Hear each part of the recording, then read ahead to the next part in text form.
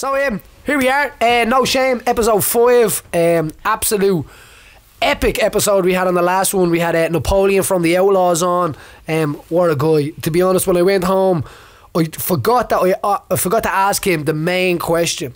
Does he think Tupac is really dead?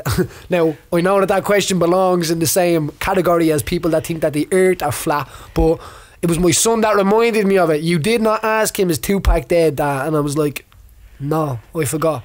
He's like, so I missed my opportunity. But this week we're not going to miss our opportunity.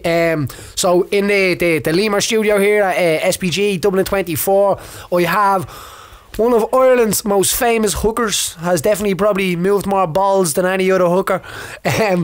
Rugby player Shane Byrne, the original Mullet. A lot of people are going, damn it, no, rugby player. Yeah. I thought she was going to be good looking. This is going to be deadly. He's like, maybe we will get one on for some hooker stories in the future. But anyway, introduce yourself, Shane. Yeah, how are you doing?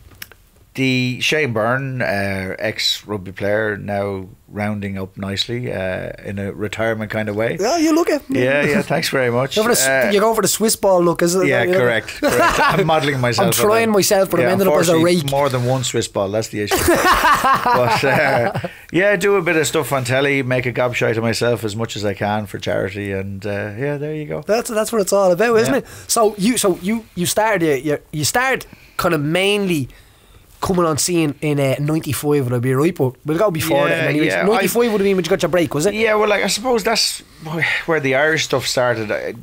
I was pretty late to rugby. I'm from Arklow Co.Wicklow, which is a small town. Sorry? And, Arklow Co.Wicklow. No, I heard you the first time. I'm just sorry. I'm only You're sorry about it. Yeah, there you go. And now it's going to be like that. I'm only messing, Dustin. I'm too young to be able to keep up with your banter, especially after a rugby player. I'm sure you're a black belt in banter. No, we'll see how it works out. But there's plenty of weirdos like you down there. Perfect. Gingers, you know. Perfect. I think my genes probably created them. We were passing through one time, I'm sure, in history. There's probably a chance of that, on their way up here. We left a few. So I was all Gaelic and hurling and a bit of athletics, and rugby was never on the radar at all. And then I went to school up in Dublin, and I started playing rugby, and it was terrible. I was absolutely cat at it. Couldn't get my head around it at all. Couldn't figure it out. Was always on the worst sides. I remember there was an under-13s and they had A, B, C's and whatever, and then I was on the barbarians because they didn't want to call it like the F's and the G's. Not even a vitamin. Yeah, it's gone. So eventually it was about the age of 17 that it clicked. But when it clicked, it really clicked. It was like a light bulb coming on. It's like, you're meant to be hitting these people. And the ball goes backwards. Yeah. And it just took off from there. And 91, I started playing senior rugby, and in the Leinster squad, 92, and Irish squad from about 95 on. And all fantastic with Leinster, but I had to wait a long time for finally get the Irish cap. I was first in the squad, as I said, in the early enough 90s, but it was 2001. I had to wait till I got my first actual cap. I toured. I was in the World Cup in 95. I toured Australia in 94. I was in the Six Nations in 95, 97 on the bench all the time. Never got onto the pitch. So going absolutely insane with it. But that's like, that in itself is patience, dedication. Yeah, well, belligerence a lot of other people. Yeah. Well, I'm not leaving. I remember I was about the late 90s, and another guy had leapfrogged me. Look, I was, as I said, a country lad, the socks around the ankles, hair down to my arse. I didn't really give a damn, you know what I mean, about what way I looked. I was just all about playing the game, and I was twice dropped from Ireland for not getting my hair cut out of the squad. Really? Yeah. So when you started, did you have the mullet when you started? Yeah. I've always had this stupid haircut. Yeah. No, it's a good haircut. I like that. You think you're bringing it back? Yeah. See, the thing is, it's going to come back. It's definitely going to come back. It's going to come back in. It had a little fleeting moment when Beckham was starting to wear it. It'll come back, but the problem is it'll come back and go out, and I'll still have the bloody thing. You still have it. It's a fine head of hair. Thank you very much. If a man could hold a head of hair like that, I think, like, I'm 29 years of age and I'm going bald, man. I have to have conversations with my barber about comb overs.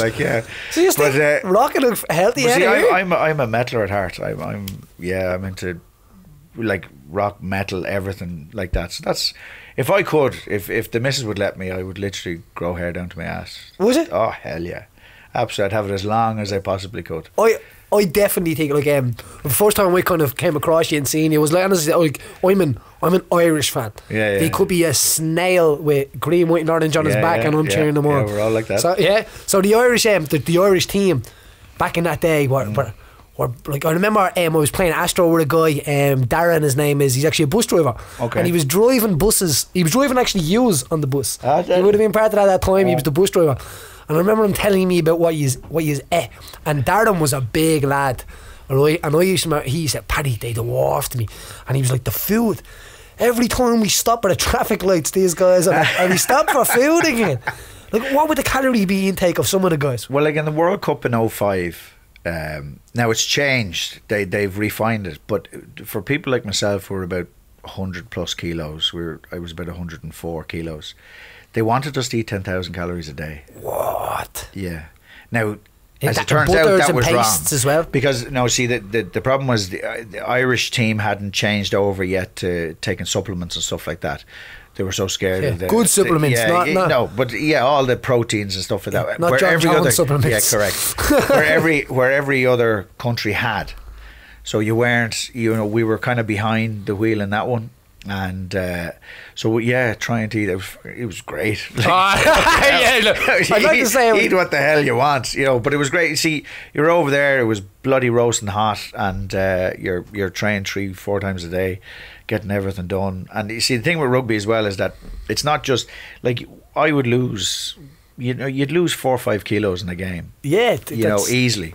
And it's not just fluids and stuff you lose. When you take an impact, you're breaking down the muscle, so you've got to fill that back up, you've got to repair that, and that's all the thought process behind it. So we were mad trying to eat this to keep our weights up, but like, look, it was, they wouldn't be eating anything like that now. No, but they're still up around 6,000-7,000 calories now, including supplements. Like they need to have that. I'd have about a Mars bar a day, about 250. 250 every trying to make weight. No, but like the same way of making weight with us, calories is a big thing. Yeah, you know what I mean. But you would, as you said, in training, you burn so much in training. But I should have been a rugby player because putting weight on sounds so much better than losing it. Listen, when weight is no longer, you see, the thing in rugby is that you need every fitness for rugby. You need anaerobic, aerobic, you need muscle endurance, strength endurance, you need everything. And depending on the position you are is the degrees and the balance to find that. And then you've got to get the balance of that, the fitness, because obviously the wingers will need speed endurance and anaerobic fitness more than the a front row would. Yeah, but you've got to take that, find the balance there, and then also weigh that and be as heavy as you can be while maintaining all that. Because you need, and it's not just weight for the sake of weight. The muscle is there for protection as much as anything else, and it's there that you can take the impacts. Like a lot of the debate now with rugby is, oh geez, the hits that they're hitting each other with now, and but the players, it's the same. Like when I was playing, I hit a guy as hard as I possibly could. Do you know what I mean? And they hit me as hard as they possibly could. Yeah. And that has always been the way. In the 70s and the 60s, they did the exact same thing. It's just I would have been stronger than anyone in the 70s. The lads are now stronger than I was. Yeah. And so they're able to hit harder. And so you build the muscle up to protect yourself, but the flip side of that is that you're able to hit harder. Yeah, exactly. You're a stronger, you're a fitter animal. And so it's finding that balance. And like you can see it now, New Zealand have started it, and we have a few examples here, like Keane Healy's one, that they've leaned down. It went to a stage where it was just getting ridiculous. It was big. It was all about bulk. There's no movement, and they lost that balance. Yeah. Do you know what I mean? Where now it's leaning down. It's not so much about the size anymore. They kind of like making like CrossFit athletes. Correct. Now, nearly, like, yeah, correct. Yeah. And like that's where the future of the game probably is. There'll still always be massive guys because they train so hard, and because you need that meat for protection. But you'll always have guys who are in superb shape, but it's not just, they probably will be a stone lighter than they used to be.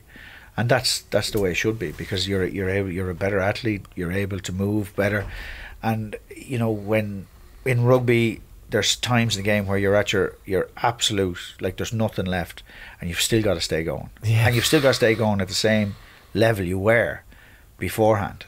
You know, like you can't dip. You can't just I'll be a little bit slower getting there. That doesn't wash. And if coaches spot that, because you're all monitored up, you're wearing the sat nav tracker on your back. You know them. Yeah. So you see them. For those you don't know, the little bump on the back of the jerseys now. Is that the same things like in the guard that your man thrown at the? Who did he throw at? Yeah. Is that what that was? They took it from that. Yeah. Because I was thinking, like, where did he even get that from? They wear when he's taking the last kick. Essentially. Huh? I actually work for that company. Oh, there you go. That make them? Yeah. Do you? Yeah. Stat Sports are an Irish company. Yeah. Nice one. They're way ahead of the game. Yeah. You work for No Shame now. Yeah. I'm only messing. They're sacked. So they wear that, and like that measures impact and everything like that. But the thing it's measuring is your movement.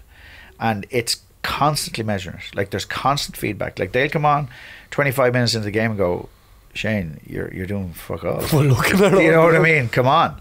And so therefore, if you start dipping off in the second half, after 70 minutes, they'll drag you off. They can see. So it doesn't allow. So like a lot of the things, like we didn't know. Like Christ Almighty, like in the 90s, like I was lucky enough to have a few years amateur with rugby, which was. It was deadly. You know, it was like your flip's like Thursday you'd go training, you'd have a few pints after training. Yeah. Friday you'd have a few pints thinking about the game the next day. Not too many though. Yeah. Probably only drink bottles, not pints. Yeah. Because you have a big game the next only day. 10 bottles, not 10 pints. And then you play the game on Saturday, you go in the absolute piss, and then the next day you'd have to have a cure. Yeah. You could end up in Club 92, you never know. and then you just do it all over again, and sure. The food, like Christ Almighty, like when I went to college up in Dundalk to do engineering, and the crap I was eating, you know, while still trying to play wedges. And and it wasn't up until actually what turned my life around, which was leading, I suppose, from we were talking about the length of time it took to get the cap. Late 90s, I was not getting anywhere. Dropped again out of the Irish squad. Someone else was leapfrogging me over, and I was just really pissed off. And I'd never stopped playing for Leicester. I was still playing for Leicester all the time. Did you ever think about killing a man when he leapfrogged? Well, yeah, I tell you. and I remember there's a thing in rugby that the hookers throw the ball in now two-handed, but it used to be like that. It used to be one-handed. One hand, yeah. And I was a good one-handed thrower, and they said to you, now you have to throw two hands. I'm like, why? I can throw as good as any of them with one hand. So they said, no, if you want to play for Ireland, you have to learn. So I was like, for fuck's sake. And I was thinking, geez, another kick in the nuts. So I remember being at my old club and just there trying to teach myself how to perfect that technique with a bag of balls just thrown against the post. Yeah. And it's a little bit more than just throwing pies, you know what I mean? No, you got to roll. Yeah. And a grizzly old coach that I had called Joe Mack, who, you know, he was the man who really taught me the rugby, never take a step back, you know, never show pain, you know, always move forward. Old school. Really, really old school. And that stayed with me all through my career. And, you know, he just instilled in it. But anyway, I was there thinking genuinely that's within the Irish. Yeah, like it's within Irish. If you can hack into that, it's going to help you, isn't it? And I genuinely was thinking of quitting the game at the time because I had the business at home, and I was thinking, look, you know, I'm just never going to get to play for Ireland. And he said to me, "What's the one thing that you want?" I said, "I just want to play for Ireland once." That is the Irish thing, isn't it? Green jersey on. Once you know that you can, like, forever and ever you're going to there forever, and that was your goal too. And he said to me, well, he said, you know what, he says, if you fucking quit, you'll never get capped. If you stay at it, you might. That should be good enough for you. And he walked off, and I remember just standing there going, oh jeez, I'd never thought of that. And it was like a revelation moment. It honestly was. Like, it took a bit of time mulling it over. And I just sorted myself out, and I made myself as good as I could possibly be, that if opportunity knocked, and it was still a big if it was knocked, and I'd be ready. And thankfully, within 18 months, it did knock. But that's what they say, isn't it? Yeah. Preparation and opportunity Yeah, is usually how success comes. Absolutely. Yeah. And you know, I rifled into it, and thankfully it all went brilliantly. You know? So when that phone call came, that one time, because as you said, I think as any Irish kid getting out there, just before this, so as I said, I want to be out and doing a talk with kids on the idea of how to make it in your sport, how to build it, and I do use that idea of like, think about the day when that call comes. Yeah. Like the idea when you pick up that phone and you know that it's all that happening, and you're running down to tell your mum, you're running down to tell your family that like this is it, this is the moment. That is the kind of the only fuel that you can hack into. Yeah. Rather than well, it's not me, and the reason I'm not making it is because of him, and that's not fair. See, that's the key to it. Don't fret about things you can't control. I don't know, Do you know what I man, mean? I just said that to them. Yeah. I said that to them this morning. There's going to be loads of things, going to be loads of knockbacks. If you can't control it, don't worry about it. You just do the best you can possibly do. And like the chance of making it, it's no matter what you do, it's no automatic. It's still an if. Oh, 100, yeah. So like definitely. you just have to make sure that if the call does come, you're ready. You're ready. And if the problem is, imagine if the call comes and you're not ready, and you know it falls away in front of you. And mess with your head as well. That's the worst thing. Yeah. So you stop messing about, like stop thinking, oh geez, he's not picking me, and oh because of this, and you know what I mean. Definitely. Like I was even thinking of cutting my hair. Like that's how bad I was going. What? Yeah, I know. No way. And I don't think they would have picked you. Yeah. I think when they picked you, they were like, we need the best hair on the team. Yeah, they probably were going, who's this lad? No one recognised. And then he's like, she's got skills as well. So even the position that you picked on the pitch, that's a brave position to pick in rugby, because you are like, you're like the running back in NFL. You're the target in a way. Yeah, well, like you that, get the but ball. that's it. Like hooker is in the scrums. The scrums is a real art, and it's called the dark arts as well. That there's a lot goes on in there that you don't know, and the refs don't know, and no one will ever know. Yeah, because definitely. it's one of the last few places that it's 1-on-1. That if you beat your man, you'll get on top of him. Yeah. Do you know what I mean? Yeah. And it's really, you'll do whatever it takes to get there. Do whatever it Scrum takes. stories. That's what someone was saying. Like that. But sure, listen, breaking binds, throwing punches. Punches. You know what I mean? Going in for a scrum and just shifting your head across and meeting head on. You know what I mean? Just to teach him a lesson. The tricks and experience. Oh yeah, and like, but you'll still always come against some guy who'll just tie you knots. Oh no, same way. I remember a young lad coming up, and there was a guy playing for Wasps, and he was an old guy on his way out, thin as a rake. I thought, jeez, here we go. You know, I'll mill this lad. Well, he had me kissing my own knees. You know what I mean? He had me absolutely tied up in a ball. And I remember thinking, Christ almighty, that was agony. But I will never allow that to happen. Was it experience? Again. Oh yeah, I'll never allow was that you meeting experience that day? Oh yeah, no, he destroyed me. I was a young pup coming up, and he absolutely destroyed me. And I just went, right, that's it. That is never happening again. I'm just going to make sure what he did against me can't happen again. It's them little moments, though, isn't it? Yeah. Literally, like you go home, and do you know what? I think we've actually done like a good few conversations with rugby players and stuff like that. And I think rugby is very similar to like to MMA, to martial arts, mentality-wise. You know, I think because there is moments like that you're saying, tying up, like occasionally I'm doing this for like. Say 13 years, and then all of a sudden you bump into somebody and they literally just make you feel like you've never done it for a day, and like it's them days that you grow the most, I think. Yeah, absolutely. And like you could have it, because you guys would be sparring an awful lot, and you know we'd have it more in a game, and you'd be sparring and you come against somebody that you just, as you say, ties you in flipping knots. He's one-on-one. Like, how the hell do you do that? I know. That's the main, and the control of the controllables. That's where I got that from. Was like because I did remember like at times where you would be literally like so frustrated, like frustrated to tears, where you like you have that thing in your throat and your chest, and there was a guy that came in with us before. I can't remember his name. I think his name was Thomas actually, and like anybody, because I see it happening now myself, because I see guys coming in now, and they're like nearly going to cry after a sparring session, and they don't want it because they're like this is a fighting gym, and you know I don't want to be saying like that. And I always go back to the time. Listen, when I'm talking to them, I cried at that time, and they're like, what? And I'm like, I remember that guy, and he kept sweeping my foot. Like, he wasn't even beating me up. It was just every time I stood, he had this sweep that he just kept sweeping me off my ass, like, if I'm standing. And I mean, he must have did it about 10 times. And he was only at the visit in the gym, and in my eyes, I was like, right, the eyes are on me. Like, I'm going to do well here. And this guy just literally made a show, like, kind of like that situation. And I used that feeling. I remember having that frog in my throat, and I say it now to other kids, and I'm like, it's crazy when you meet experience at the moment. It's the worst thing that ever happened to you, but it's probably the best thing. But that's what a lot of the people who talk to teams use, that is that, like, they make you remember your worst, lowest point, and then they say, remember that and never allow yourself get to there again.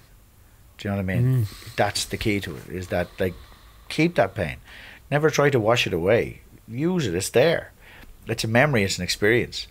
But never allow yourself the things that ended up getting you into that position. Don't allow that. So, like, in a rugby scenario, it's, you know, that guys didn't train well, the guys came out thinking they were going to walk this team, you know, whatever. A collective consciousness that's there. And like, that's the great thing in rugby, is that, like, any team, you know, within reason, can beat any team on the day, because the favourites will come out thinking they're going to walk it. You know what I mean? The other team are just absolutely psyched up, and they're working for each other, and they will not let their teammates down, and all of that collectiveness will work. And that's the key to it, because that's magic. You can have in, you know, MMA is the same, is that you can have the greatest physique of any man that ever walked this planet, and you can still be shite at what you think you're doing. 100%. You know what I mean? Because it's all about mental. It's mental ability. It's how much punishment you can take and keep moving forward. Just keep moving forward. Definitely Never is about stop. that.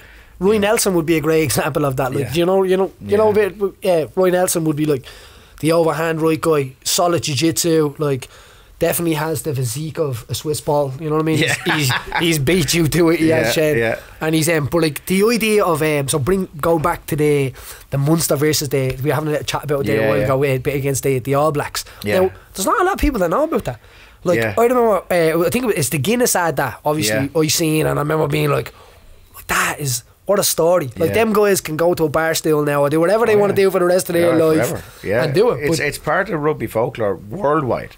And see, that, I suppose that's the problem, is the fact that rugby had, I suppose, you know, back in the amateur area, it was known as kind of almost elitist and stuff, you know what I mean, that it never really branched out to all the people that could have got it, and rugby supporters were from a certain breed, but rugby's not like that anymore. No, it isn't. Do you know what I mean? Not. And it's not. And like, when I was growing up, it was like that. But all of the, you know, we're all from the countryside, nothing to do with Dublin D4, you know, anything like that. You know, we're all the bloody same going into it. And there's guys from, like, Trevor Brennan, you know, from down the road in Byrne Hall. Do you know what I mean? These guys became rugby bloody legends. And that was the thing with the Munster in '78 when they won. That was just the All Blacks, New Zealand were what they are now, which is the best side in the world. They were back then as well. And they come against this normal provincial team. They thought they were just going to roll over. They just thought they were going to roll over. And the Munster, that's what I said to you.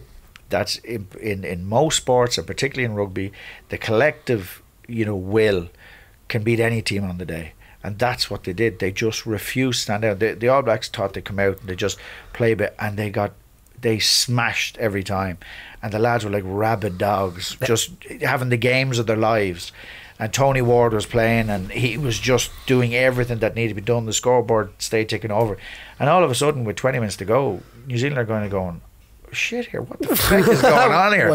This wasn't part of the game plan at all. And they just never stopped. The lads just kept going. And that's, you know, an example to whatever the hell sport you want, but in rugby it's always used as like that. Anyone can do it. On their day, anyone can do it. That's the same idea, I think, with fighting. I think maybe that is why it's so close, because I know in fighting, like, you can write people off, and especially on the internet, people look at, like, you know, records and stuff like that, and they put it on a day.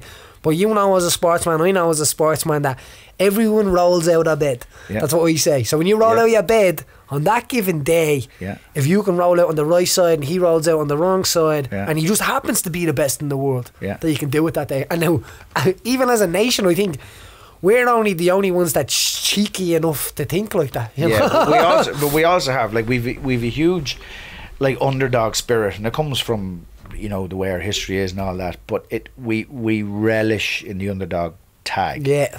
You know, we really do. And I suppose Connor is someone who brought that, kind of flipped that in his head as well. That he kept right, this is my background stuff, and that was kind of the underdog thing. But when he became the best, he still kind of kept that little bit of dog in him. That comes from where, you know, where he came from, and he's holding on to that. Where the rest of us, if we're playing against someone who's you know, a favourite and like that we'll raise our bar so much, and it's only through doing that regularly that you become better. Definitely. You know what I mean? It's only through beating these guys and then beating someone else who was supposedly better than you. And then all of a sudden, shit, I'm the person who's supposed to be winning here. You get this mentality. I think it grows from that, doesn't it? Like, absolutely. Like, I think so you collect confidence if you must, you know. People would be like, how do I get confident, Paddy? How do I do things? I'd be saying to them like, you can't just decide to be confident. You have to work a little bit, and all of a sudden confidence has to start coming from growth in skill, growth in success, and as meeting experience and getting over that, and it's a journey. See, I use that slightly different. I wouldn't have been the most confident guy in the world in a lot of ways, but when I started to roll, I used the other side of it. I used to never take a step back. You see, no matter how confident you are, if you believe in that, it doesn't matter, because, you know, when you're a yard from your line, right? This is a rugby thing, so just stick with me. No, we are. If you're on a yard from your line, and you're 2 points up, and they're pounding your line, and then when a 22-stone monster comes around the corner, right, and he just tucks the ball under his arm, and he runs at you. Not anything else. Runs at you. No space. Not nothing. Yeah. No nothing. He's scoring, and that's all he wants to do. If any player ever says to you, oh, I feel no fear, I'm grand, you know what I mean, I fear nothing, I just get on to, he's lying. Because there's no person who doesn't look at that and go, oh Jesus, this is going to hurt. Now the difference between a rugby player, I suppose, and an international is an international moves towards that. Right. While there's the little voice in his head going, oh Jesus, he's moving, he's attacking it. And that's what I try to instill in my head more than anything else, was that, you know, there's no way I'm going to meet this guy and go back. There's no way. So therefore I'm moving, and it had nothing to do with confidence. It was just, I believed in that. There was no goddamn way I was going to take a step back to this fat bastard. And that's that. So you attack, and what you end up that you take the space that before he gets there, accelerating into, and then you belt him. And even if he pushes you back a bit, your mates are with you, but more likely he doesn't. Because the last thing he expects is a little fucking hairy lad to be fucking belting him, and that's the mentality I always had. So it was never about being arrogant, being overly confident or supremely, just knowing that in that scenario there's an automatic switch in you without thinking that you'll attack that situation, and that's a decision before you've even stepped onto that pitch, isn't it? No, absolutely. And it goes back to that grizzly old coach that I had, Joe Mack, that he just basically installed us in this. It's just never, and like the whole thing, never show pain, never, like if I went down on a knee in a game, the physios knew there was something majorly wrong.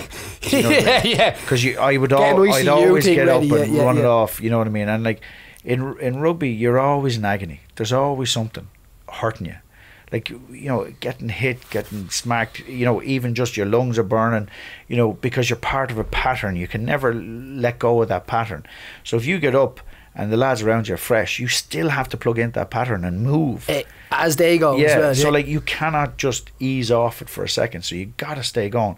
So you're always in pain, so you learn to ignore the pain and you just keep going. Is that like that cold kind of, because I played a little bit of rugby in school and stuff like that, and I remember just being so cold, and like I wouldn't even feel a cup, or I'd feel a buzzing around it, and like your lip might be buzzing, and you know it's swollen. And you'd always go into the shower and you see blood on the ground, and you're like, where the hell is that? And you see, oh shit, I have a cut in the back of my leg, I didn't even know it was there. Know about it. But sure, like one of the great ones, you like when we'd go back to pre-season, and you'd start tackling for the first time. Now this is only after about a month or A so. month off, yeah. Like even the hair has been pulled in your legs as your man goes down. You're like, oh, Jesus, No, me legs. Yeah. And then one in the like that would hurt, and you're like, Christ Almighty, you gotta harden up here. But it's mad how you become a house cat again. In a isn't it? scrum, like when when someone stands on your foot. Yeah. It's like, mother of Jesus, the pain of it, and particularly when you're cold. But in a scrum, being a hooker, where I'm in the middle of the two props, you can end up in a game where the prop lifts his foot and stands on your foot. Yeah. Now he has there's about 300 stone pushing Behind through him, yeah. No, pushing through his foot down into the ground. Oh, I suppose. Like it's a few ton per square inch. But he's is the pressures on the back of it, yeah. Right. And you can't pull your foot away, because if you pull your foot away, you're letting your team down, because the He'll prop will get fall. the ball, yeah. So you just got to take it. You just got to keep your foot there. Oh, that fucking bastard! I'll get him back. And you just got to take it. I remember hearing a story before against a guy that was local, and he used to be a scrum half, and he used to be able to kick the other guy. So he was able to kick the other scrum half. And he just kept his weight, and he was able to kick the other guy over his head. know. Listen, there were loads of tricks. Most of the stuff now with the professional game, all the videos and everything have taken a lot of the tricks of the trade out of the game, because you just can't get away with it. No. Which is right, that's the way it is, you know what I mean? But yeah, Christ almighty, in the amateur days there was so much. Like we used to love if there was a scrum half in the opposition, you know, a maul when it comes down from line out and everybody's pushing against each other, and you would get one of the lads to reach out and grab their scrum half and pull him in. You know what I mean? Just bring him in there and just have a little chat with him. Dragging little elbows, see you getting mouldy one on the other side of it. What's the worst injury? I was wanted to ask you. Like, have you ever looked over into a scrum and someone's knee has just been hanging on? Now I know that. I know Byrne O'Driscoll had a bad one that time. Remember when it? Personally, I've been very lucky. I never broke a bone. That's definitely 18 years of senior rugby, thankfully. I did everything you could do with muscles and ligaments. Did you know and big stuff fingers? like no, never. Dislocated them all and did everything like that. Especially where you were at, because I've fractured a couple of things, never broke, which is great, never in a cast. The worst I ever did was I fractured my sternum a couple of times and popped 4 ribs on the right, 3 on the left. And they popped out a sternum, or did they're both sternum and 3 on the back. But they popped out the back. So what happened was I was on my side putting the ball back after getting tackled, and the guys above me slipped. So the whole ruck just crushed me. Anyway, look, did you feel that pop? Oh yeah, it's horrible. It's like a violation, isn't it? Thankfully both the front and the back popped out. None went in. Lung wise, you know. Oh yeah. And did he click back in as well? Oh, they all went back. That's what happened to me as well. I remember bridging, and I was like, oh my god, and then I went back down, and it was literally like someone just. But I still have ribs out there. I still have a few out there. Like that's. And they just stay out. Oh, they're out. There's a guy we have. There's a guy that I've been training with for years and years. Name's Rishi Smullen, and he's from Arklow, right? And he is one of the toughest guys you will ever see. There's only the sternum thing that you say. I know him. Yeah. Did you know him? Yeah. He's pulled out. Absolute animal he is, and you know what, he's a great guy. He's actually over at the Ultimate Fighter now, over for the trials. So he's over now. I couldn't know how he's doing, but can't say how he's going to do, but he's doing really, really well over there. He's over there representing Gangster Arklow. So as well, so you're into you're the Tony Soprano down your way. You're into the waste management. He's the waste management man down there. Yeah, we do. If you have anybody you want rid of, just give me a call. No bother. A few bags of lime and that's what you do now. Is the waste. That's your family business, is it? Yeah, we're 36 years in business now. The outlet started with 1 truck and a couple of skips, and that's the story of the stories, isn't it? We've 22 people working for us now and doing bits and pieces around the area. Yeah. Do you do much? Yeah, we do. No, we're busy. It's called no shame. You can say. Yeah. You do much? Yeah, no, we're busy. Yeah, but look, the office. I just make sure it all works. Yeah, my brothers, myself, and my brother own it, and he's the operation. Like he'll be driving a truck as often as not. You know what I mean? He's very hands on.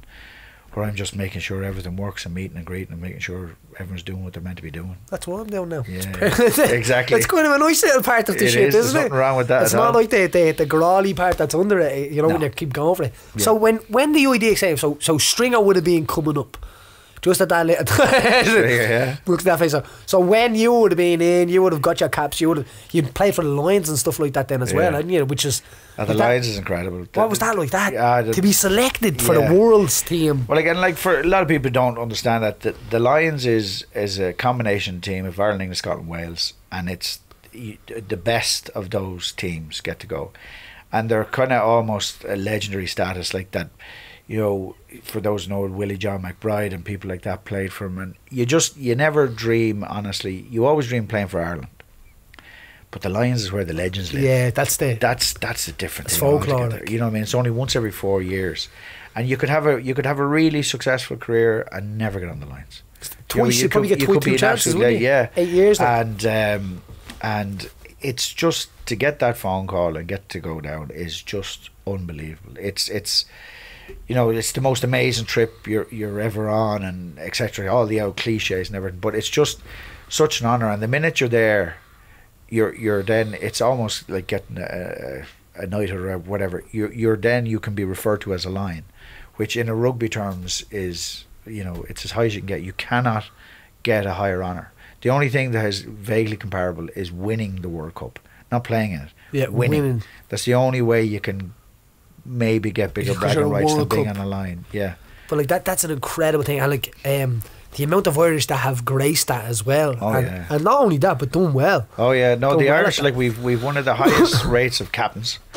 Brian Driscoll, for obviously Lions, Paul O'Connell in recent times. Like we've more Lions that are, you know, so many of our Lions have been captains. You know, Kieran Fitzgerald going back, and there's so many of them, and it's just the Irish have an ability to, because it's really hard to put, like you can imagine in the Six Nations, we hate these people. Do you know what, that's I was just going to ask you that next. Yeah, absolutely. Like you do anything to beat these people.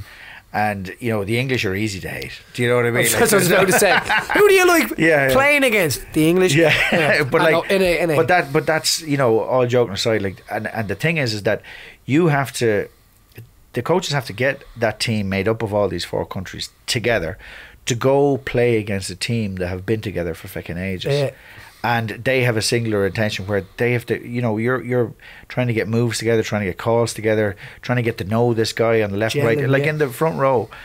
Your life is in these guys' hands.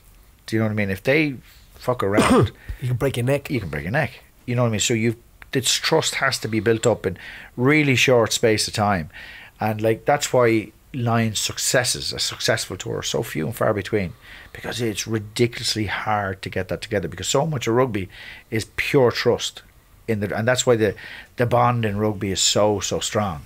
Do you know what I mean? It takes time to put that together, and even against an opposition team, because you can't see that. Like if you looked in, and now I know when I first looked into rugby, I was like, what's going on? When does he just throw the ball forward to him? He's up there, you know, like, and like they go backwards. But even the other team have a respect of the line where they like, it's totally frowned upon, and the whole community kind of goes against somebody that do like what happened to Byrne that time. And oh no, that was a disgrace. That was disgrace. Like and like MMA as well. Like when you look in, it's like but they're punching each other. What's the difference between biting and pulling eyes and stuff like that? To us, that's everything. But in a smaller way as well, you know, the respect you guys have for the refs. Do you know what I mean? Like you'd always see in MMA a video highlight of if some dick hits a ref or something like that. Yeah, they're gone. They're gone. Where in rugby, like you've guys who were, as we've talked about, 6'8" monsters looking down at this 5'2" ref, and the ref is balling them out of it. The ref is the ref is absolutely balling them out. But that's the ref. You've total respect. You're just laying on the Hoover, trying to get the cleaning done quick. I think she did. So the idea of talking about monsters coming around corners. Yeah. Joan Lumba, is that? Am I pronouncing it? Lomo, yeah. Lomo, yeah. I'm from Jonestown. It's close enough. Yeah. Close. With him, like he is an absolute. Was an absolute. He passed away, unfortunately. And I know the word legend gets thrown around, but he's as a person, he was a great person as well. He put rugby on the international map. Do you know what I mean? He just brought it to a different. He exploded on the scene 95 World Cup in South Africa, and he was just unbelievable. 18.5 stone, can run about 10.5 seconds for 100 metres, and he was unbelievable. I played against him twice, and I remember hitting him as hard as I possibly could, and I barely ended up hanging on to his bloody boot as he was heading past me. And you know, he was just an absolute freak. His skill set were off the charts. There's many people who will get close to his records, his try-scoring records, which still stand in World Cups and stuff like that, but be no one ever like him. No. He was absolutely unbelievable and an absolute gent. Real unassuming, soft-spoken guy, you know, but put him on the rugby pitch, different animal completely. This is what I have heard. Like, as a person, he was a good person and a good... absolutely. Humble, totally humble. Nothing to do, you know, no airs or graces about the man at all. But that's rugby as well. You see, rugby self-polices, if you know what I mean. Yeah, because yeah. if you're a dick in rugby, there's always somebody going to teach you a lesson. It's kind of like always. It's like the mat. The mat is the mirror, you know. And if like, you're a dick to somebody, someone will be a dick your to own you. teammates more than likely will sort you out in training. Yeah. Do you know what I mean? Yeah. And that's the way it is. And like, you know, there's so many of these absolute bloody greats of the game and they're just nice guys, you know, where they probably have the right to be a bit of a dick, you know. They could, like, you know, because they deserve what they've achieved. Yeah. But these you know, John Loma epitomised that, like, you know, and he, you know, American football chased after him to try get him to play. You can imagine what he would have been doing. Oh yeah, absolutely. He wouldn't stop him. He'd be running back and he'd just run through everything. And that's the thing. No one had, you know, come around and like to think about, like, it was like it was a kidney or liver, I can't remember what ended up. He ended up dying. He was on dialysis for years, and he was ill all the way through his international career, all the way through it. Like, so you never really saw him at his best. He was achieving all that in '99 World Cup, the things he did, just while still being ill.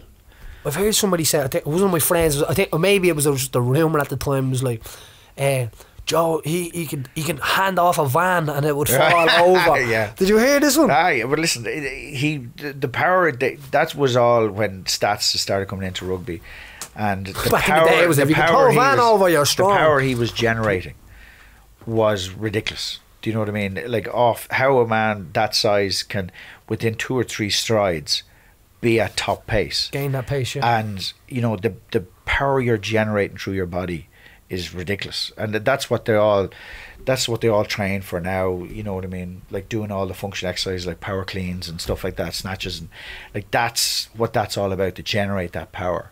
And he was just off the charts, like completely off the scale, like as in, you know, that do that again, that can't be right. You know yeah. And there is people like that in the sport. Oh, and then I'll bring it out to the news and this and that, but the idea of the Irish team, and I won't say turning from like fat farmers, if you must, the Irish team was in a way, to getting the information and because, you know, I think this is very close to people ask me now, is MMA going to do it again? Is what's going to happen again? I'm like, we're only at the getting the information. We only got the information, how to cut weight, how to train correctly, how to proceed people, connections, all of that. And I'm like, it's very hard to stop something like that happening again, isn't it? That's what happened with rugby, is that rugby, once it got it, it really got it. Yeah.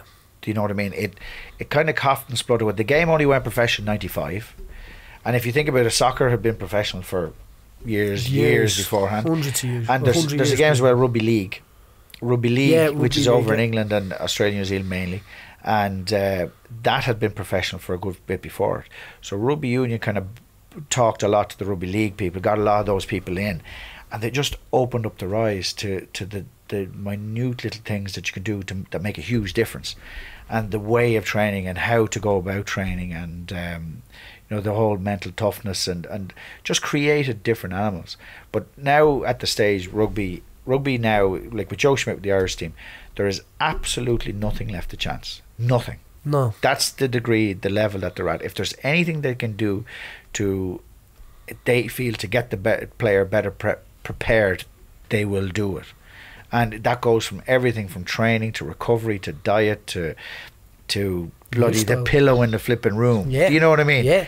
That's to the level it's at. And they just, it's all just to get this guy onto a pitch as good as which back to where we were, as good as he can possibly be. Himself. To put out the plan that we put together. And that's the way it is. Do you think that adds pressure? Do you think if somebody is put on, like, I know, because the idea of when you're, you know, like, how much I explain, if you decide that, sure, we're just having a go at it, kind of takes off the pressure, and I think that it brings up this kind of a good thing in people that makes them. But then when you add in everything, like literally, we have done everything for you down to the bullet of it. You have to perform. But that's where they want to be. Right. They don't want to be anywhere else. They like. I found it very hard when I went back into running my business full time. I found it really hard because I thought that, because I'd been for 18 years playing senior rugby, that everybody kind of sung off the same hymn sheet, which everyone did in rugby. Everybody wants to achieve the same thing. Everyone on the pitch. It was very hard for me to go back and find out that, gee, what, this bloody employee couldn't give a shit about the company. You know what I mean? Yeah, and it was hard for me to make that flip-flop change over, to go, Christ, it's not just giving them something to singly go for. You've got to nurse each one of them slightly differently, and sometimes a dick is just a dick. Yeah, exactly. You know what I mean? And he'll never be any different. There's no change in that. And where in rugby, it can't, because that guy be weeded out. I'd be gone, yeah. And somebody will be put in place who has that single-minded want to achieve. The natural selection. You want to be facilitated for being as good as you can be. So therefore, when you set foot in that pitch, you're ready. Yeah. It's mad, and not a lot of people take that mentality, and I think of a lot of people did, because at the moment, as I was saying to you before coming in, I was just trying to explain the world's fucked. I was saying to the kids over there, but I was saying to them in a way that, like, we're all social media, we're all of this stuff. A lot of it is pushed in front of your face to make you feel like you don't love yourself. You know what I mean? And that you're not as good as you need to be. Yeah. But I think if you go back, all the time, exactly. I'd love to put, like, if you put the picture of the new rugby team that are like chiseled, all in bit, and you put the old rugby team, I think the mentalities are totally different. Like the same way as if you put the old kind of fighter, if you must, the old boxer in a picture, like, and then you put the new boxer in a picture. But the old boxers and the old rugby teams would have had brief flashes of what the new team are doing all the time. In '78, when Munster beat the All Blacks, there would have been a flash of what the new team is attaining to all the time. All the time, right, okay. Whereas that Munster team probably never played like that ever again in their lives. Do you know what I mean? Yeah. But they all, on that day, they're in the purple patch, and they just had this mindset, fuck them.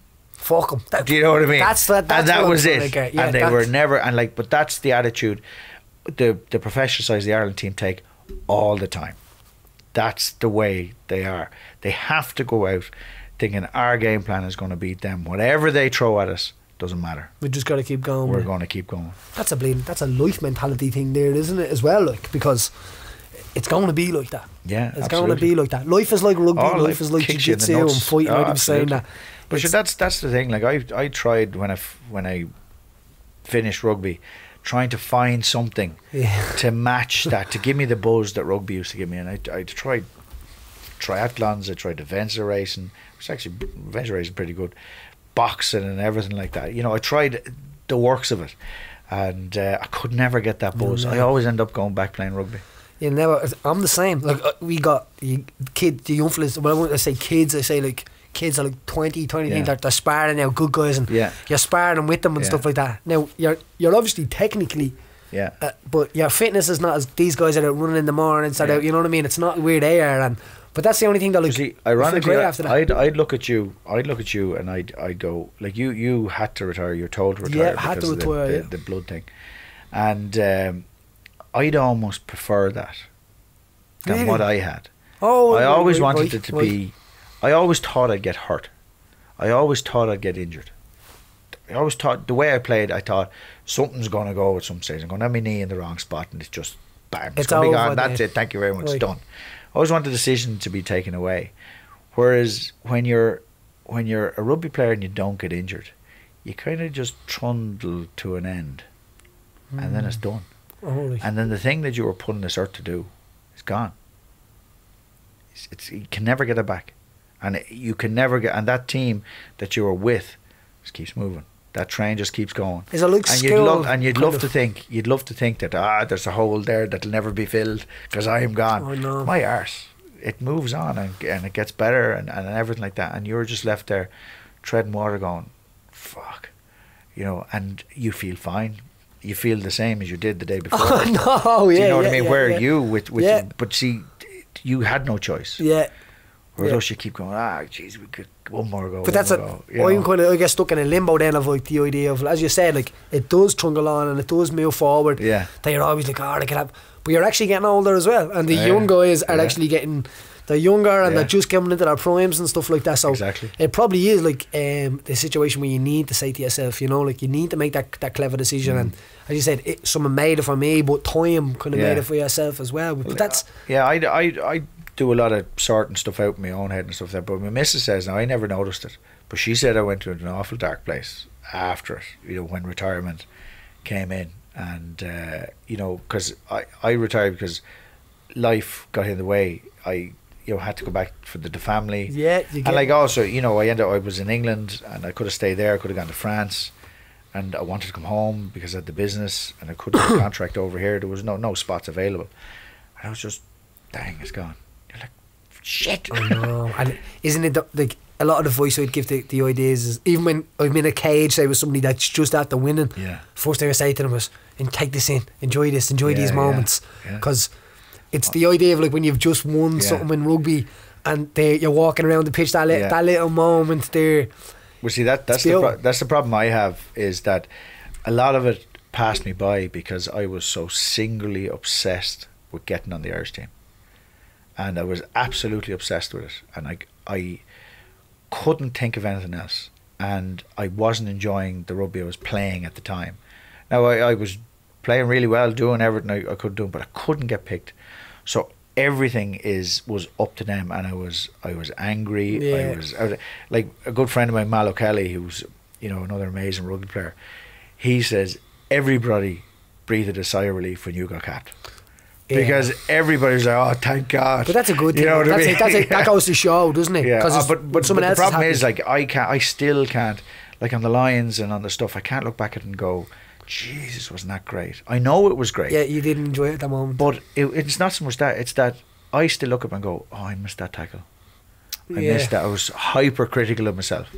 And that's, hopefully at some stage it'll click in. You'll only ever dwell on them times. As a fighter as well, the same idea. Yeah, I know. It has to be the exact same. I don't think I've ever watched the fight that I've won back. Yeah. I've probably only ever watched the fight that I've lost. Yeah. And I don't watch much. The ones you learn more from. And the thing is, it's not even that. Everyone else moves on, and like the dwell stays there. There's something that stays in you as a fighter. You know what I mean?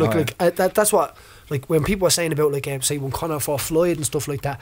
Like Conor done awesome against Floyd, especially on the notice that he did and stuff like that.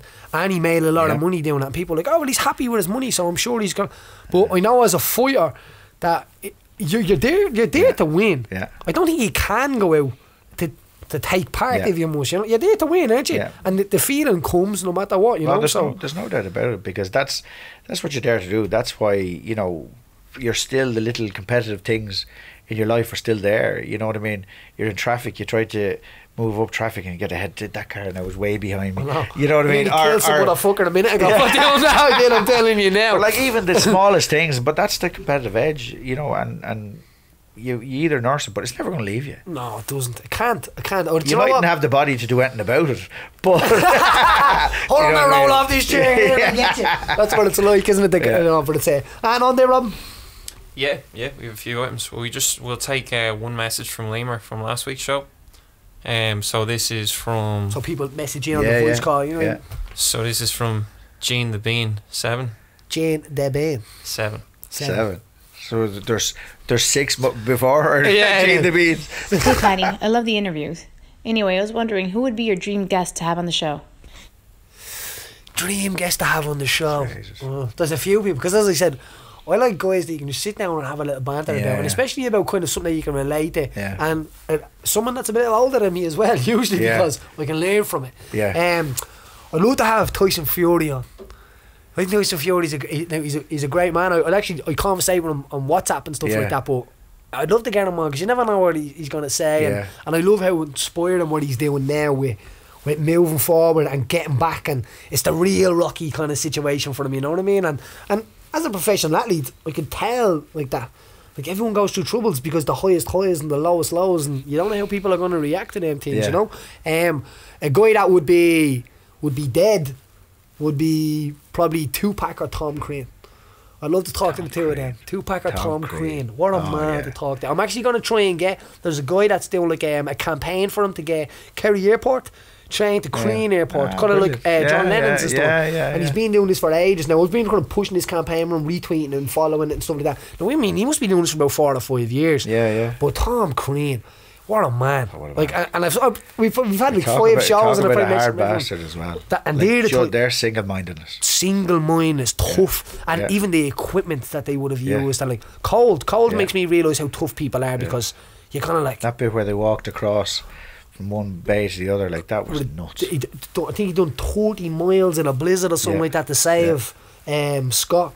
Captain Scott in Shackleton. I don't know, or it was a different one at the time, but Scott was in the tent at that time. But he saved it on a biscuit, on the back of a biscuit. Never underestimate a biscuit. Never underestimate the biscuit. So just we had Damien Brown in there on episode 1, and he actually starts his role today. He was watching it, but he was supposed to start it yesterday, I think. And he would be a fellow guy, you know yourself. But that's, listen, what the hell is it? Like, surely the guy going in the top of summer would be nicer, wouldn't it? Getting an old tan as you're heading across. I was talking to my missus the other day. I was talking to my missus the other day, and I think she was having a little bit of a Barney, and I was like, you know what? I think I'm going to ask Damien, can I go with him? I think that's where he's at. I think he's just getting away from everyone. There must be something about currents and everything we don't have a bloody clue about. But my God, heading out now, all you see, like, the sea is choppy as hell. Like, and listen, he's a monster man, and he's just a guy who's single set on it. 130 kilo. But see, he has to bulk up massively as well to carry weight to see him through. You know what I mean? So what do you reckon he's going to lose off that? He would lose. I reckon he'd probably lose about 30 kilo on the way over. Oh no, and the rest. More? Oh yeah. Like, that would be hard to watch, wouldn't it, yourself? Yeah. But like, so you didn't get the race yesterday, didn't you know? No, the weather was bad, so they had to wait till today. But But all the things that you know we talked about, that you know they'll stand to him. If I'm 100% convinced, if it's possible for a boat to make it from A to B, for him, he'll make it. The only way he won't make it is if a freak wave or something freaky happens, because there's no way, you know, knowing the career, knowing the training he would have done, there's no way he will stop. He will give up. I can't do this anymore. That's not going to happen. You can tell by him. You know what I mean? Yeah, absolutely. Even the energy around him when we had him in is amazing. Do you know, I'm actually looking forward to it, and listeners, you can do it. You can go as well. He's going to do like updates on it, isn't he? He's going to have updates across the way, and I'm looking forward to that. Yeah, because it's weird, isn't it? Like, you go for a kip, like, you know what I mean? You slide back in and you go to sleep. So the boat's just dooding along, and you're asleep. Oh, Jesus, I tell you, it's mad. I'd be into that. A bit of peace out in the Atlantic. That's where it's at, Shane. Peace. What peace are you going to get in the middle of bloody winter out in the middle of the Atlantic? I suppose. I'd say when he starts hitting... he starts getting down lower, it's going to start getting that little tiny... Because I said that to him as well. I was like, what about icebergs? And I was like, I'm not going that way. You lunatic. No, he's going for the Canaries, isn't he? Yeah, he's going down towards the Canaries. That's the way they go, yeah. But like, that's incredible. You know what I mean? Achievement. And he said it might be taking between 40 and 90 days. I'm like, that's a big difference mentally. Well, I tell you a book you should ever get. I've met the guy. He was one of the inspirational talks we had in 2003 World Cup. I think I called it 2005. The other 2003 was Sir Ranulph Fiennes. He's an adventurer, one of the old school adventurers. He's an English lad, and his story, you should seriously get his book. He's a couple of books, unbelievable. Like, he's one of these old gentry guys that just, you know, adventured for the sake of adventuring. That's and he's a real fine lad. But you know, there's bits of it where he was up on a sleigh in the North Pole, and he was caught. He was on an ice floe, and the ice floe was heading down to apparently a famous bit where there's two headlands, and the ice gets crushed into it, and he's sitting there waiting to get picked up, because whatever had happened, he couldn't finish going to North Pole single-handedly, and his sled went into the water, and he had to go in and get it and pull it out, and by the time he got out, he got frostbite on his fingers and stuff like that, and he went back. And what you're supposed to do with frostbite is wait for the skin to grow underneath the dead bits, you know, the black bits, top of your finger, and then the bits fall off. And he went, to hell with that, and he went down to the garden shed, got the shears, and cut the top off his 4 fingers. Like, what the hell? And like he just, the way he talked about, it was just, they were no good to me, so I just, they weren't going to get any better, so I just cut them off. We're like, Jesus. That single thinking is... No, and his mindset and just like that pure doggedness that he shows is just unbelievable. Like, That's absolutely forged, isn't it? You have to kind of forge that mentality. Those, a different mentality, wired just that little bit differently to everyone else. Like, there's so few small percentage of people who could do what that guy has done. He had a heart attack, triple bypass. Same year, did 7 marathons on 7 continents in 7 days. Like, I'm sure his doctors were full of encouragement. No, but like, he's one of these guys. Can it get any worse? No. Well, then that's fine. And off he goes. People search for that. The people search the planet for that, don't they? They are, as you said, they are the real lunatics. I was going to say psychopaths there. I was like, but John Connors kind of had that down perfect yesterday. Did you hear that? No. John Connors, the guy that was in Love Hate Made yeah. He was calling John Borton and so on. He's all right. He's like, these guys beside me are psychopaths. Saw it. I was watching it. Brilliant. They should be assessed for being psychopaths. And do you know what? It was only when he said that I was like, don't get me started about politicians. I know, we go on all day, but they are the guys that can like stop homelessness, hop all that. And he's like, the psychopaths do not do that. And it's like, do you know what? He's right. The man speaks some sense. He really is. I know, John. I filmed a bit of a movie with him, and I seen that. Rapper accent. Yeah. Thank you very much. The Russian accent, and you suing it. You suing it. You know that he could be Russian. He would have known. He could have been Russian as well. With a Russian pass through Wicklow. That's how it is. The Hooligans pass through all the time. Yeah, just on the subject of Damien Brown there, because I remember bringing it up on episode 1 about the aliens, and I remember you and more so Damien kind of laughed at it. Yeah. But there's an asteroid that's passing through Earth now in the next few weeks, and originally they thought it was an asteroid. Yeah. But now Stephen Hawking is leading an operation to see if it's an actual alien probe from an actual spacecraft. I'm mad into astronomy. And are you into this? Yeah, I'm mad into it. And what's happening is this is the first lump of rock that they've ever seen that's from interstellar space. It's not from our solar system. Oh, okay. It's from, light years away in a completely different direction, and they just happen to find it.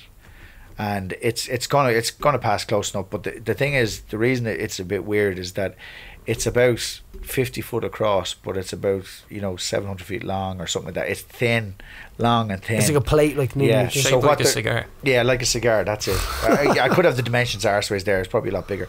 But the fact is that there's just things. It's not doing things that it's meant to be doing. There's no ice and it's not shedding any ice. They're just going. It's a bit weird. So what they're doing is they're listening to it to see if there's any radio signals or anything coming off it. Just to see. That's mad, isn't it? But see, it's all these. That's what we were saying the last time as well about the alien stuff. And the reason why I don't kind of go down the hole with the alien stuff is because it always just disappears. Yeah. Like, I'll hear this now and I'll be like, right. So I want updates on this spaceship. Yeah, but this is, let's go. That's not. Well, no, what they'll do is they'll end up listening to it, and if nothing comes from it, they go, fuck it. You know what I mean? That's what gets me. By. That's where I'm like, it's like. But the whole thing is like, there has to be something out there. I do. Do you know what? I won't say it. Maybe tomorrow I'll be like, Paddy, Hooligan, Shane, Byrne, believe in aliens. Yeah. You know what I mean? Maybe up his side of the country. Yeah. But what, like, when you hear like, there was aliens found, and you're like, and you glue it and it's like, it was this little maggot, and it's like I want an alien, you know what I mean? Like, what do you think of all this, like, Area 51 and all this? But you've obviously, if you're into that, well, like, I'm not so much into the conspiracy theories, but they you think they ever found an alien? No, I wouldn't be surprised if it had happened. They wouldn't tell us. You know what I mean? No, they wouldn't. You know what I mean? But like, it'd be just. Do you really think an alien would come down who's that advanced and get caught? I suppose. You know what I mean? I suppose. Yeah. And like, I don't know. Like, I'd say we're just such a bloody quiet spot. It's all about, is life compulsory? If you have the right scenarios, will life definitely have? This is the thing we don't know. If you have, let's say there's 3 things, there's more than 3 things, but let's just say there's 3 things. If there's 3 things, and everywhere that 3 things is in the world, or in the universe, that life will definitely start. Right. we don't know that. So like, Or water, are we oxygen. unique, or is it really a freak? Is it just chance? You know, is it really that narrow? Or the other thing is, are we the first? Are we the first? Somebody has to be the first. Somebody. You know what I mean? Well, like, well, when you think of it like that as well, I suppose. But like, if we are the first, the way we're going, we're probably going to be the bleeding last. But see, that could be what happens. Yeah, and That could be what happens everywhere. Life is everywhere, but we keep blowing the shit. But then out I of each said, other. like, you mentioned to me that like so you'll be practicing Catholic and you practice. Yeah. Now I'm not religious, but as I said, like one of my best mates is a chaplain. We actually go Yeah. to a CC and do courses with him and Yeah. stuff like that and all. Like, Yeah. you know, and we bounce off each other all the time. And he's Yeah, a I love all proper, that. he's a rogue priest. You Yeah. know, he's like one of these like they tell you the truth. You Yeah. know what I mean? I'm like, so is it real? And so I do be asking him some questions and he just come back to me. But then I do hit him with some questions and it just Yeah. be like he's into science. Yeah. He's into this stuff, and I'd be like, how can you do like? So would you go to church and stuff like that? Yeah. And But it doesn't conflict. doesn't it? No, So do you it doesn't believe that? conflict. I know that the Bible is a book of stories. Yeah.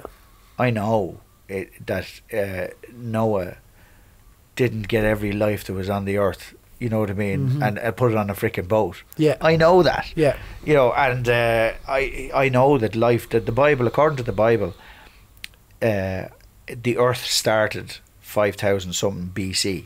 That's it. Nothing else. Nothing else. That's yeah. daft. That's daft. Do you know what I mean? And so, like, I love having. There was one of the guys who was on the rugby team with me over in England, and he was a born again Christian.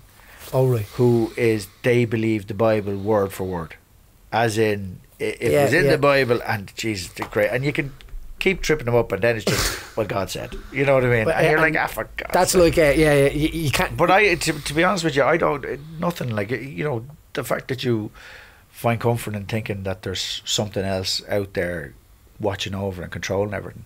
Why the hell should it make any difference that you know there is an alien civilization chucking rocks at us from from you know light years away? But like, why does that make any difference? But And what like, happens if and this it doesn't happens? matter if it's Buddha, Allah, who the hell you believe Exact- in. that's Like, what- believe in what the hell you want. I agree. You know what I mean? What difference does it make? You know, it's if you have the belief in yourself and you find comfort in it, well, happy days. But I do believe that we can believe in whatever we want. But the thing is, with so many religions, and it was actually my uncle that said this to me, and he would I wouldn't have pushed on him or I'd let him make his own decisions. And he says to me like, I don't believe in like a God. I believe in that like there is a situation that something has to be out there bigger than us, and he goes on with the universe. He's man into science and stuff. Yeah. But the idea of if there's so many religions, someone's wrong. Yeah, but three of the main religions all stem from the same thing. Yeah. Like the Old Testament is the same in Christianity, is Muslim, Islam, and Judaism. Three of them stem from the exact same thing. Nothing else. Same thing. But the Jews believed that Jesus was another prophet, same as Islam, where we believed, Catholics believed that he was the Son of God. That's the only difference. Yeah. It's the same thing. They just believe he's a different prophet though. Yeah, it's the same thing. And whereas Hindus took a different line, because it's all to do with geez, we're getting heavier. But this, I know, this yeah. is it's all about fear of death, and what's happening afterwards. Where Hindus solved it by, well, you're just born again. You're born again, yeah. Do you know what I mean? And Buddhists went a different route altogether, and you know it's just all. I'd be peace more and harmony. nervous about being born again, to be honest. As what though? Yeah, you bring Why up, would you yeah, wanna- that's what I'm saying. Look, Yeah, yeah. Why I'd would be you more wanna come back nervous as as- that. Like what would the worst thing you could come back as, Robin? What would you think? A maggot, a snail. A maggot or a snail? What about you, Shane? What's the worst thing you could come back at? A mayfly Oh, lasts a day, their whole life. For what a day. Yeah, well, you do. said you that get Michael up, yeah. Collins, isn't it, about the butterfly? But what a day, Michael. Yeah. it's all relative though, isn't it? It is relative, That day yeah. could feel like 70 years if you're a Yeah. mayfly. Well, they do everything. They do everything. I'd probably come back as me bleeding dog because he's the best looked at. He's on the sofa when I'm leaving the house. He's getting fed when I'm coming back. He's getting rubbed after it. He's Yeah, at the end of the yeah. bed. So I'd probably come back as me Yeah, dog. we're He's talking like, about the politicians. That's the awful thing. I do an awful lot of work with charity and stuff, and I was in India with gold. oh right, I'd say that was an And, experience. Yeah, in Calcutta. Yeah, Jesus. Wow. Yeah, unbelievable stuff. But anyway, the poverty is just on a different level. But they handily get away with it using religion, because their religious beliefs are based on the fact that if you live a good life, you will come back as somebody who will have a good life. Where if you live a bad life, you will come back as either an animal or somebody in poor scenario. So they pass it away. So why should I help them? Because they obviously lived a bad life in their previous lives. So it's a very handy way for people to do shag off. And you know what? I think a lot of our religion is like, to me, that's where a lot. I'm lost on the idea of the organisation of somebody standing over somebody and telling people. Now, there is a lot of religions that like, well, like Buddhism and all that. Like some of the stuff I read out of that, I'm just like, wow, that's common sense. Yeah, but see, Buddhism was different. Buddhism was based on basically a bloke thinking about things and putting a right scenario together. Do you know what I mean? Yeah. He sitting in the cave thinking about, Jesus, this would be great and we should love things, you know. And that's Buddhism is philosophies and thinking about things and just sorting shit out and doing it the nice way. Do you know what I mean? That's the way it is. Where the other religions want you to believe in something. Yeah. Buddhism is more just a way of life. I like that. It's just going on, just going on with Buddhism, your life and finding your way. But like, believe what the hell you want. Just, you know, to me, take what you need to make yourself happy and go through it, and just make sure your kids pick up a little bit of it along the way. No, there's good in it. There is good in it, but there's so much bleeding. Like, kids are just so like you were saying that earlier on. Comes at me, and kids are just so different now. You know what I mean? Like, and the way they come at it now is like, I think a lot of the guys that would be high up in, say, religions and all these organisations are like, they're going to find themselves challenges with kids in the next few years as well, because but the problem, a lot of that as well is you know, we've to be answerable for the kids we're raising now as well and the way they've been raised. You know, no, we do agree. Know, but yeah, they're no longer. They no longer look backwards. Kids only now look forwards. They only now see, you know, what's in front of the information that's readily available. So they'll question anything, you know, and as you're saying, they'll challenge anything. They will, you know? Especially my own. Like your own too, I'd say as well. 15-year-old girls now. Yeah, geez. That is like, I said it to you before, like, but when you're having twin girls, you must have done some bad things in your youth. That's seriously bad karma. That's bad karma. You deserve that. They're lovely. I love your kids. On the subject of aliens and all that, Star Wars out this week. Anyone gonna go see it? Hell yeah. Really? Absolutely. I tell you, I kind of just lost it. I lost the train of it on the way. We did, because the 3 crap movies came out. Yeah, it was just, you know, it was never like, it's never like when you were at Christmas in your jocks eating sugar puffs, you know what I mean, and watching all of them back to back in the video VHS case box that Return of the Jedi 3 videos at the same time. Yeah, I never got back to that for me, to be honest. No, it's getting back there. Now I'm mad into all the sci-fi and stuff like that, and you know, like, I'm always reading books and. You Star Trek, you Trekkie? Oh yeah. Oh no. Yeah, I be Star Trekkie above Star Wars. Yeah. And they say don't meet your heroes. Yeah. You gotta have imagination, man. No, I agree. No, I do. But Star Trek, I think I hate Star Trek from a kid because it used to be on after The Simpsons on Sky One. Oh right, yeah. Sky One it was. Compulsory. And I don't know why I used to watch The Simpsons, and The Simpsons would be over, and I get such a downer. And then this bleeding bald lad come on and start talking shy. It must be a kid thing for me, but. Everyone says to me, you need to get into that, Paddy. I can't, just could not. But sure, look at the power of it. Like Skellig now is down in Kerry is on the map now, completely worldwide. Because of that, and it's only a little small bleeding. It is. That's all it is. It's a lump of stone. Now it's incredible that monks and everything lived in the bloody thing, but it's just a stone. It really is, isn't it?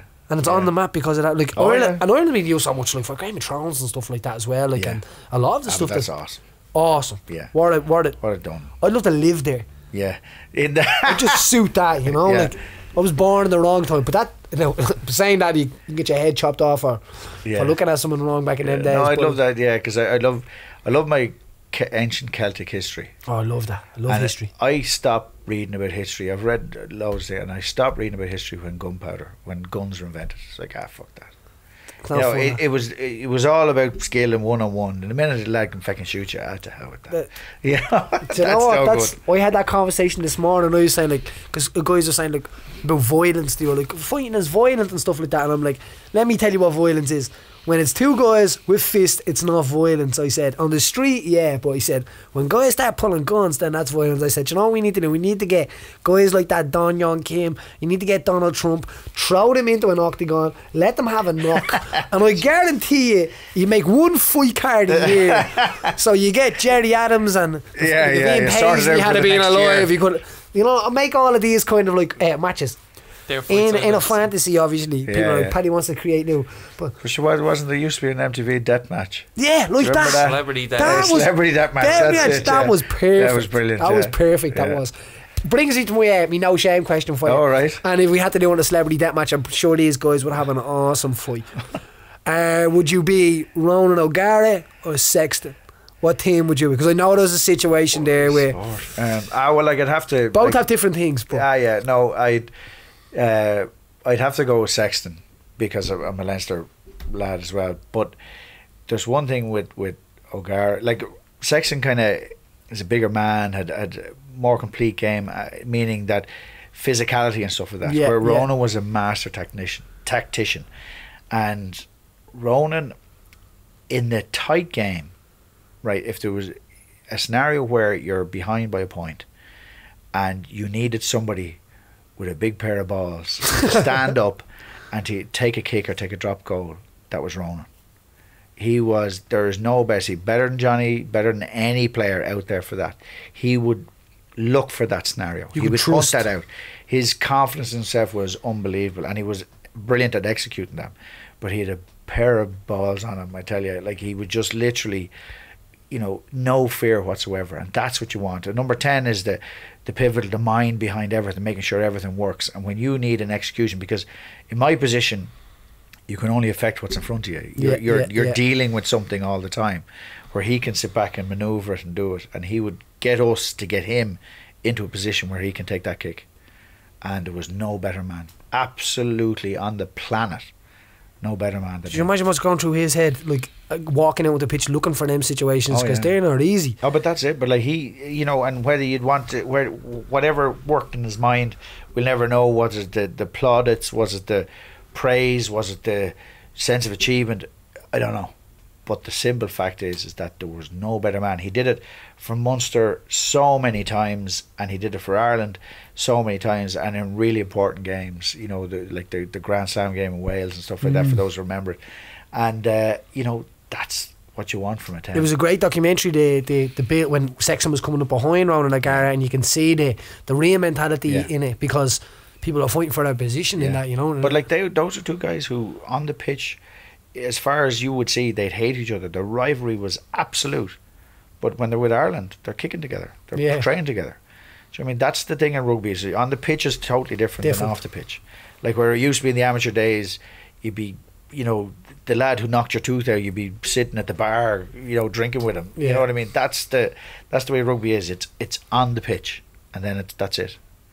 I think it's the same with octagon. You know what I mean? You can't fight someone and then hate them. No, you just can't. No. What's the worst thing you've ever found in your waste management business? Oh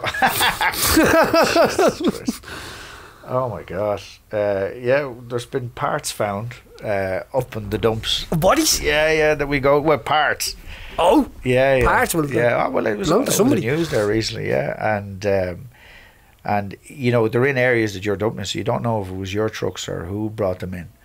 Do you know what I mean? But like, people are just crazy with waste. Like, the people putting dead cats into recycling and stuff like that. Really? Into recycling. Oh, sure, you can recycle it. And you're like, what are you thinking? It's dead cat buried in the cardboard, like. Yeah, fold it up. Yeah. You know what I mean? Are we done? Yeah. What we got? Yeah, we can wrap it up. There's one last thing. Actually, a little bird told me, Shane, that when you were playing rugby, you didn't like sharing your shampoo. Yeah, we heard this as well. Now, look at the hair he has for it. That's advice, kids. Don't share your shampoo. Well, like, yeah, because I would be the only one bringing shampoo, because I had to bring fucking shampoo into the shower. So I go in and then, give us a look at that, and then it's gone. I've never had shampoo. I was the kid that never brought a pencil to school, never brought soap. I didn't even bring a towel sometimes to train. You know, I was that guy. Can you use that towel after you? The less smelly bollocks that you can find. Like, I use him. But the hair looks great. What shampoo do you use? Oh, just whatever the hell's in the shower, flipping. But Does it have to be Head and conditioner or Shoulders, shower? Like, whenever you use I conditioner. shower with bleeding shampoo when I shower with gel, soap, whatever the hell is there. she just be going mad at me, handing me all these different bottles. If it's at home, we're well stocked up. It'd be Head and Shoulders. That's about it. Like. She just be handing me with all these bleeding different bottles, and I'm like, I don't even know what go. Like, I'd be showering myself with conditioner, like on the body wash and all. She's like, that you need body wash for that. It's all the same. Goes suds in your hand. No. So episode 5 of No Shame there. Absolute pleasure to have you in, Shane. To be honest, it really is. Covered a few topics. When I heard you, and that's what it's about. But it's about sitting down and having a little bit of banter and just bouncing it back and forward with each other. But if you have any questions for the next episode, or I won't say who we have on just yet, but if you can put it in on the Limor app, download the Limor app, add my account, put your questions in, and I'll play it on the air, and we'll go from there. But they had to be good questions, yeah. None of this, like no rubbish questions. I will just delete them. So true. Shane, pleasure to have you in. Thank you very much, man. Take care. Thank you.